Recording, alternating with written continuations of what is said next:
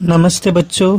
हिंदी पाठ्य पुस्तक में से पहली इकाई जागरण गीत कविता जिसे सोहनलाल द्विवेदी जी ने लिखा है। यह एक प्रेरक कविता है। इस गीत के माध्यम से जीवन की वास्तविकता का चित्रण किया गया है। कवि गहरी नींद में सोने वालों से कह रहा है कि वह गीत गाकर उसे जगाने के लिए आ रहा है। वह अब नींद की गहराई से ऊपर निकालकर उसे आकर्षक उद्यांचल की तरह उत्साह प्रदान करने का जागरण गीत गा रहा है।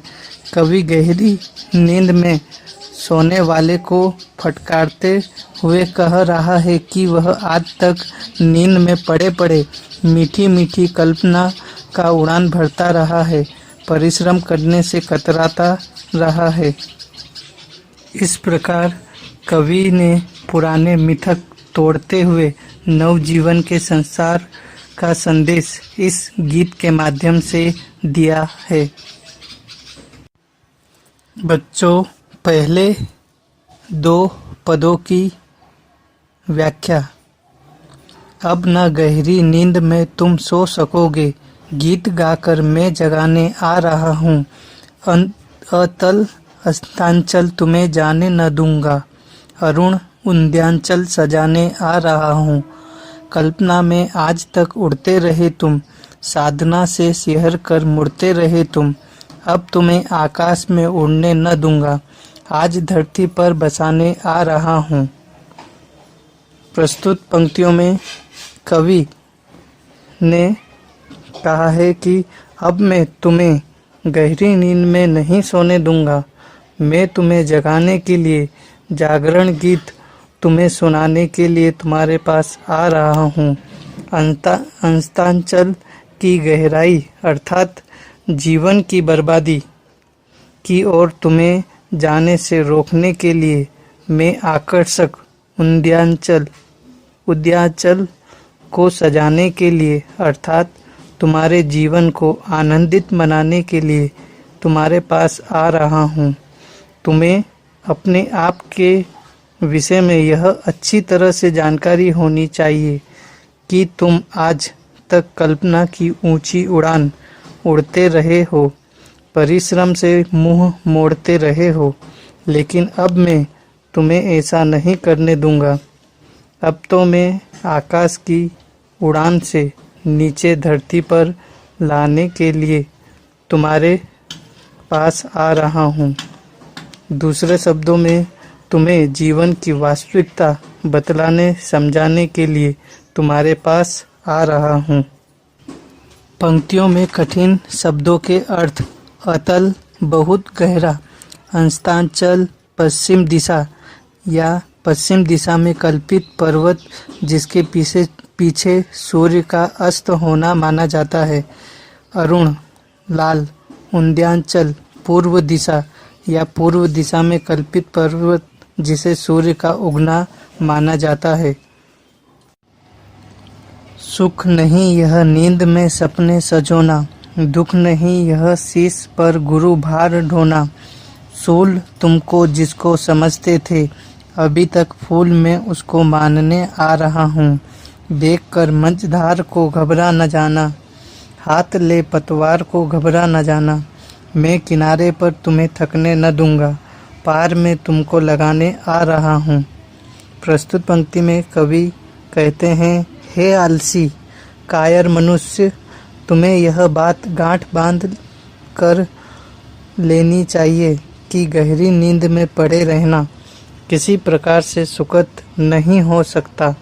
दूसरे शब्दों में यह हर प्रकार से दुखद और हानिकारक ही है। इस प्रकार दुखद होगा कि यह सिर का एक बहुत बड़ा बोझ बन जाएगा, उसे ढो पाना निश्चय ही असंभव होगा। अब तक तुमने जिसे फूल अर्थात जीवन की कठिनता समझते आ रहे हो, उसे ही मैं फूल बनाने के लिए तुम्हारे पास आ रहा हूँ। कवि का पुनः गहरी नींद में सोने वाले अर्थात जीवन संघर्ष से भागने वाले मनुष्य को कहते हैं कि तुम स्वयं को जीवन सागर के धारा के बीचों बीच में पाकर घबरा मत जाओ, अपितु धैर्य और हिम्मत से काम लो। जीवन सागर के धारा के बीचों बीच से निकलकर किनारे पर आने के लिए तुम धैर्य रूपी पतवार को अपने हाथ में संभाल लो। इस प्रकार जब तुम साहस करोगे तो मैं तुम्हें किनारे पर आने तक उत्साहित करते हुए किसी प्रकार से निराश नहीं होने दूंगा। इस प्रकार मैं तुम्हें तुम्हारे जीवन सागर से पार लगाने के लिए ही तुम्हारे पास आ रहा हूँ। तोड़ दो मन में कसी सब संकलाएं, तोड़ दो मन में बसी संकीर्णताएं, बिंदु बनकर मैं तुम्हें ढलने न दूंगा, सिंधु बन तुमको उठाने आ रहा हूँ।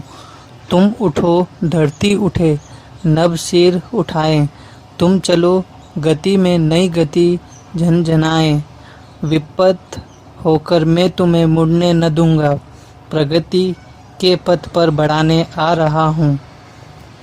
प्रस्तुत पंक्तियों में कवि ने कहा है कि तुम अपने मन को हीन करने वाले विचारों की कड़ियों को खंड खंड कर डालो।